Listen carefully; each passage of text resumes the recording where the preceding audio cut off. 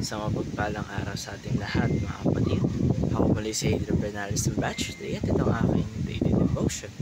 At ngayong araw ay pag-uusapan natin ng 5 maling explanation patungkol sa Trinity. Dahil minsan sa ating kagustuhan na ipaliwanag ang Trinity ay nagagamit natin ang mga halimbawa na mukhang tama sa unang tingin, pero ito ay mali pala sa theological sense. At mga kapatid, unang-una dito ay egg, shell, white, yolk. Marami pong nagsasabi na ang Trinity ay parang itlog na mayroong shell, mayroong puti, at mayroong yolk. Pero ito ay isang mali na explanation, mga kapatid, dahil ang bawat parte ng itlog ay hindi buong itlog. Sabihin, yung shell lang ay hindi na pwede tawagin itlog, pero sa Trinity, bawat persona, ang Ama, Anak, at Espiritu Santo ay buong Diyos, hindi lamang ito basta parte lamang ng Diyos. Ikalawa ay water, solid, liquid, gas. Ito naman ang mga comparison na sinasabi na ang Diyos ay parang tubig, nagiging ice, liquid, at vapor. Isa rin itong mali, mga kapatid, dahil ito ay modalism. Ibig sabihin, isang persona lang ang nagpapalit ng anyo.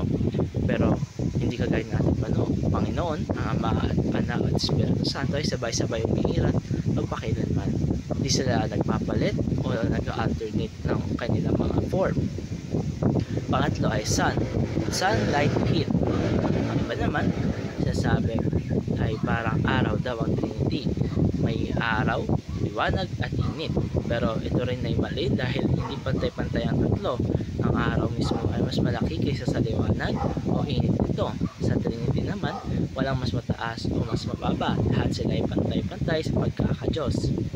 Ikaapat ay person, Father, Son, Farmer. Minsan di ginagamit ang analogy na parang isang tao na pwede maging ama, anak at magsasaka. Pero ito ay isang maling illustration dahil ito kasi ay isang tao lamang na may tatlong role. Hindi ito tatlong persona. Sa Trinity, ang Ama ay hindi anak at ang anak ay hindi Espiritu Santo. Magkaiba sila pero isang Diyos pa rin sila.